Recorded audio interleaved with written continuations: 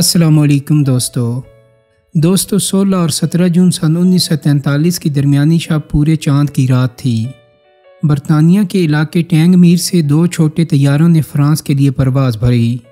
ان طیاروں نے انتہائی تاریکی میں ٹیک آف کیا تھا اور ان کے پائلٹ اتنی عجلت میں تھے کہ انہوں نے اپنے گھٹنے پر رکھے نقشے پر نظر ڈالنے کے لیے ٹارچ تک کا استعمال نہیں کیا۔ ان طیاروں میں نہ تو کوئی بم تھا اور نہ ہی یہ دشمن کے علاقے کی جاسوسی کے لیے نکلے تھے، بلکہ ان کا کام جرمنی کے زیر قبضہ علاقوں میں وائرلیس ٹرانسمیٹر اور جاسوسوں کو پہنچانا تھا۔ ان جاسوسوں میں سے ایک نور عنایت خان بھی تھی جو ماسکو میں پیدا ہونے والی انڈین نژاد لڑکی تھیں۔ ان طیاروں کی زیادہ سے زیادہ رفتار 212 میل فی گھنٹہ تھی۔ برطانیہ میں اپنے خفیہ ٹھکانوں سے اڑان بھرنے کے بعد یہ طیارے رات کی تاریکی میں 1.5 گھنٹے کا سفر کر کے فرانس کے کھیتوں میں اترے۔ یہ طیارے اپنے ساتھ اضافی ایندھن کے ٹینک بھی لے گئے تھے، جس کی وجہ سے وہ 1150 میل طویل سفر کر سکتے تھے۔ ان طیاروں کے اوپری حصے اور پروں کو اس طرح پینٹ کیا گیا تھا کہ رات کے اندھیرے میں ان طیاروں کو دیکھنا بہت مشکل تھا۔ یہ طیارے انگلینڈ کے بہترین پائلٹس اڑایا کرتے تھے۔ نور عنایت خان کی 58 عمری کوڈ نے میڈلن یسوفی سپاہی ان نازی ایکوپائڈ پیرس کے مصنف آرتھر جے میگڈا لکھتے ہیں کہ اس رات طیارے کو اڑانے والے پائلٹ فرانک رملز کی نظر جب خوش شکل گندمی رنگت اور فرانسیسی زبان بولنے والی نور پر پڑی تو انہوں نے سوچا کہ ایک ایسی نوجوان خاتون کو فرانس کیوں بھیجا جا رہا ہے جو نظروں میں آئے بغیر نہیں رہ سکتی۔ وہ لکھتے ہیں کہ جاسوسوں کے بارے میں عام خیال یہ تھا کہ وہ جتنے سادہ شکل ہوں گے اتنی ہی آسانی سے لوگوں سے گھل مل جائیں گے۔ بہترین جاسوسوں کی خاصیت یہ تھی کہ وہ لوگوں کی توجہ اپنی طرف مبذول نہیں کرواتے، لیکن نور عنایت خان اس کے بالکل برعکس تھیں۔ ان پر نظر پڑتے ہی کوئی انہیں نظر انداز نہیں کر سکتا تھا۔ ان کے ساتھ تربیت حاصل کرنے والے ایک جاسوس نے کہا تھا کہ نور کو دیکھنے کے بعد انہیں کوئی نہیں بھول سکتا تھا۔ دوستو، نور عنایت کے والد ایک صوفی مبلغ تھے جبکہ ان کی والدہ ایک امریکی خاتون تھی۔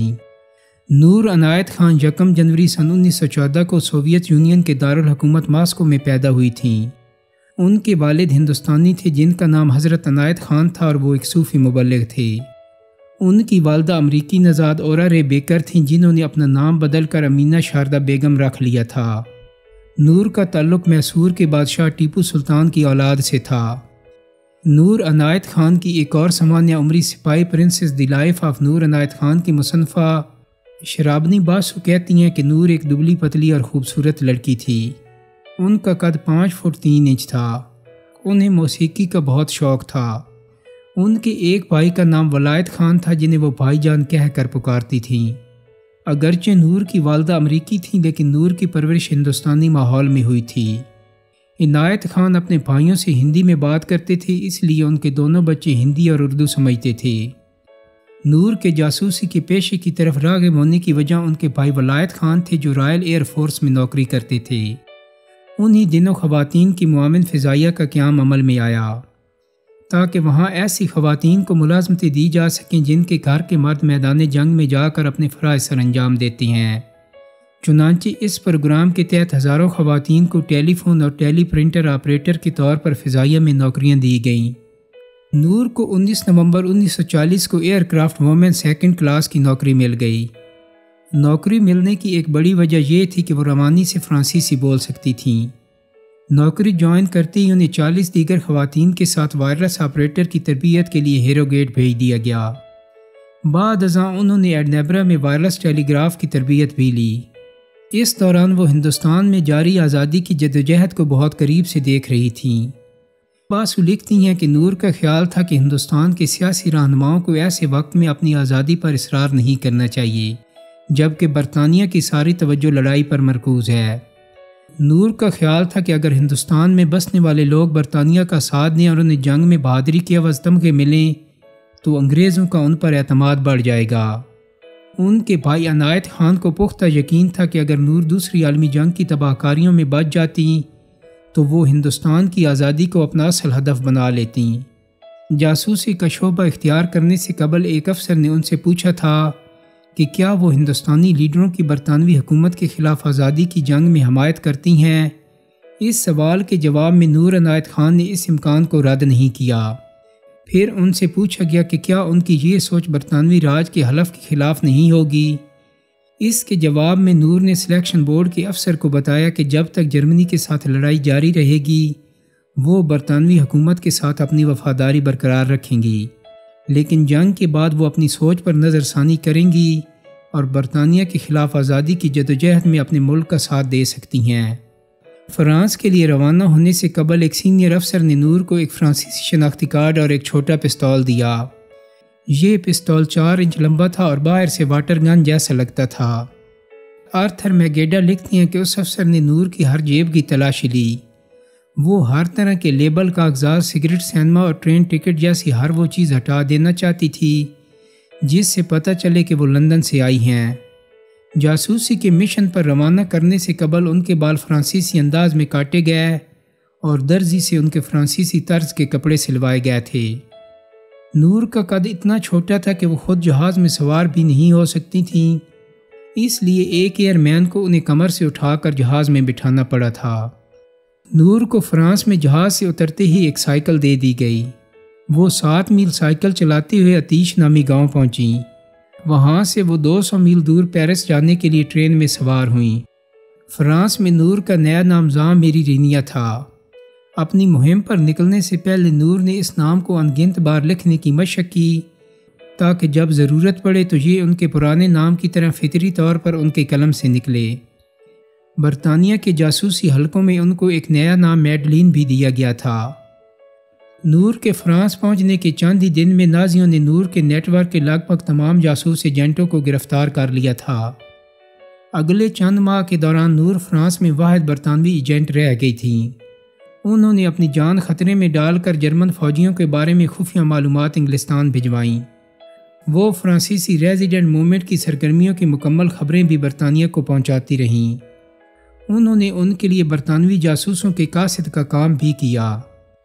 آرتھر میگیڈا لکھتی ہیں کہ خفیہ سیل سینما کے لیے کام کرتی ہوئے نور ہر اتوار کو صبح 9:05 پر لندن پیغامات بھیجتی تھیں۔ بدھ کو پیغامات بھیجنے کا وقت 2:10 ہوتا تھا، جبکہ لندن سے انہیں ہر صبح 6 بجے اور دوپہر 1 بجے پیغامات بھیجے جاتے تھے۔ وہ اپنے فلیٹ کا دروازہ اسی وقت کھولتی تھیں جب آنے والا ان سے کوڈ ورڈ میں پوچھتا، کیا میں اورا کی بیٹی زان میری سے مل سکتا ہوں؟ نور جب فرانس پہنچی تو وہ اپنا ٹرانسمیٹر اپنے ساتھ نہ لے جا سکیں۔ 21 جون کو بی بی سی نے اپنی نشریات میں کوڈ لینگویج میں کمشنر بیکمس اسٹاک بروکرز کا پیغام انہیں دیا۔ اس کا مطلب یہ تھا کہ اس رات 2 ریڈیو سیٹ اور نور کا سوٹ کیس پیراشوٹ کے ذریعے کھیتوں میں گرایا جائے گا۔ نور اس جگہ پہنچ گئی جہاں ان چیزوں کو پیراشوٹ کے ذریعے گرایا جانا تھا۔ ریڈیو سیٹ بحفاظت نیچے اتر گیا، لیکن نور کا سوٹ کیس درخت میں پھنس گیا اور ان کے کپڑے باہر نکل کر درخت کی شاخوں میں پھنس گئے۔ نور اور ان کے 2 ساتھی کسی طرح درخت پر چڑھ گئے اور وہ کپڑے ٹینیوں سے واپس اتار کر سوٹ کیس میں رکھے۔ دوستو، نور کو اس کی ایک ساتھی کی غداری کی وجہ سے جرمن ایجنٹس نے پکڑ لیا۔ جس شخص نے انہیں پکڑا اس کا نام پیٹر کارتو تھا۔ جب انہوں نے اپنے فلیٹ کا دروازہ کھولا تو کارتو وہاں پہلے سے موجود تھا۔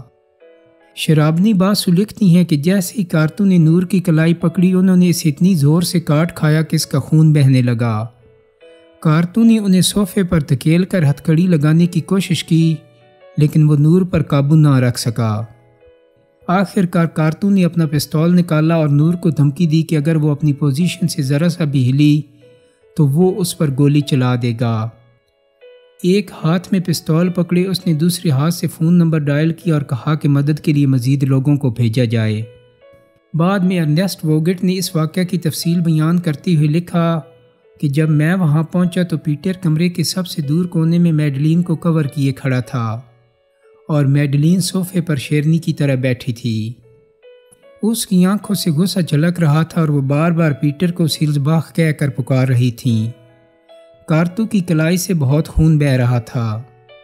پکڑے جانے کے بعد نور کو گسٹاپو کے دفتر لے جایا گیا۔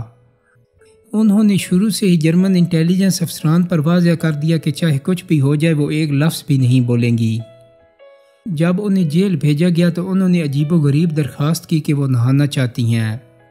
چونکہ جرمن ان سے بہت سے راز اگلوانا چاہتے تھے اس لیے فوراً راضی ہو گئے، لیکن گارڈز نے باتھ روم کا دروازہ تھوڑا سا کھلا رکھا تاکہ وہ ان پر نظر رکھ سکیں۔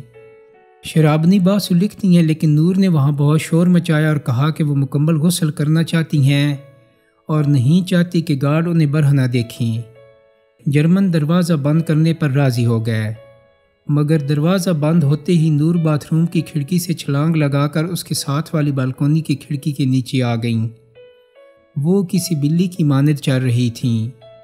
انہوں نے بھاگنے کی کوشش میں کوئی وقت نہیں لیا، لیکن یہ محض اتفاق تھا کہ جرمن افسر ووگٹ قریب ہی ایک اور بیت الخلاء میں تھا۔ وہاں اس نے کھڑکی سے باہر دیکھا تو یہ دیکھ کر دنگ رہ گیا کہ نور باہر گٹر کے پاس کھڑی تھی۔ وہ اسی کھڑکی کی طرف بڑھ رہی تھی جہاں وہ کھڑا تھا۔ اس نے نور کو وہاں تک آنے دیا اور پھر آہستہ سے اس سے کہا، میڈلین بے وقوفی مت کرو، تم خود کو مار ڈالو گی۔ اپنی ماں کے بارے میں سوچو، اپنا ہاتھ میری طرف بڑھاؤ۔ ووگٹ نے اس کا کندھا پکڑا اور گھسیٹ کر نیچے لے گیا اور پھر نور کو اس کی سیل واپس پہنچا دیا۔ اپنے کمرے میں جا کر نور اس طرح پکڑے جانے پر رو پڑیں۔ اس نے اپنے آپ کو کوسنا شروع کر دیا کہ پکڑے جانے کے بجائے اس نے خودکشی کیوں نہیں کی۔ کچھ دیر بعد جب ایک گارڈ اس کے لیے کھانا لے کر آیا تو اس نے کھانا کھانے سے انکار کر دیا۔ اس نے رات کا کھانا بھی نہیں کھایا۔ نور ایک مشکل قیدی تھی۔ وہ جیل میں اکثر ہلکے بھورے رنگ کا جمپر پہنتی تھی۔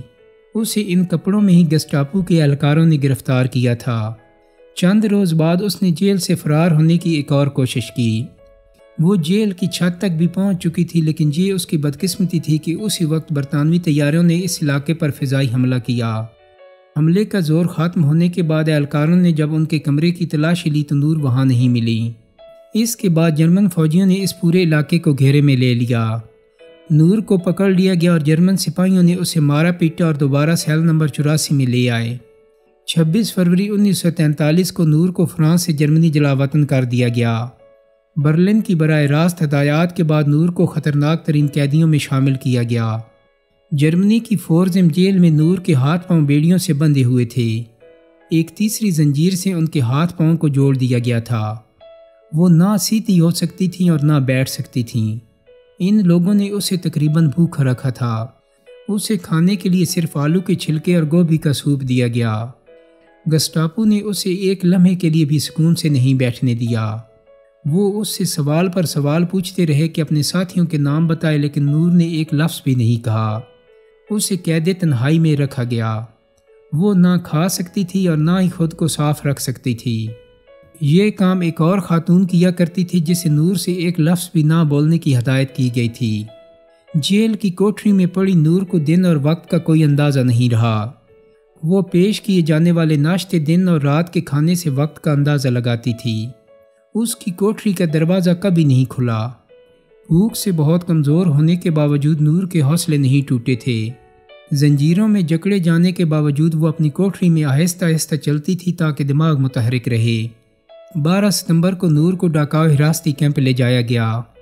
اس کے مرکزی دروازے پر لکھا تھا اربانت مارچ فرے، یعنی کیمپ آپ کو آزاد کر دے گا۔ دوستو، یہ ستم ظریفی تھی کیونکہ اس کیمپ سے بہت کم لوگ ہی زندہ نکل پاتے تھے۔ یہاں سن 1933 سے سن 1945 تک 30,000 لوگوں کو موت کے گھاٹ اتارا گیا تھا۔ اس رات نور کو بہت تشدد کا نشانہ بنایا گیا۔ شرابنی باسو کہتی ہیں کہ جرمن سپاہی ان کے سیل میں گھس آئے اور انہیں مارا پیٹا۔ پھر انہوں نے نور کے سارے کپڑے اتار دیے۔ رات بھر انہوں نے ان کے جسم کے نازک حصوں کو اپنے موٹے جوتوں سے روندا۔ پھر ایک سپاہی نے انہیں گھٹنوں کے بل بیٹھنے کو کہا اور اپنی پستول پوائنٹ بلینک رینج سے ان کے سر کے پچھلے حصے پر گولی چلا دی۔ نور عنایت خان کے مرنے سے پہلے آخری الفاظ لبرتے تھے، جس کا مطلب آزادی تھا۔ اس وقت ان کی عمر صرف 30 سال تھی۔ اس کے بعد ان کی لاش کو کھینچ کر بھٹی میں پھینک دیا گیا۔ چند منٹ بعد عینی شاہدین نے بھٹی کی چمنیوں سے دھواں اٹھتے دیکھا۔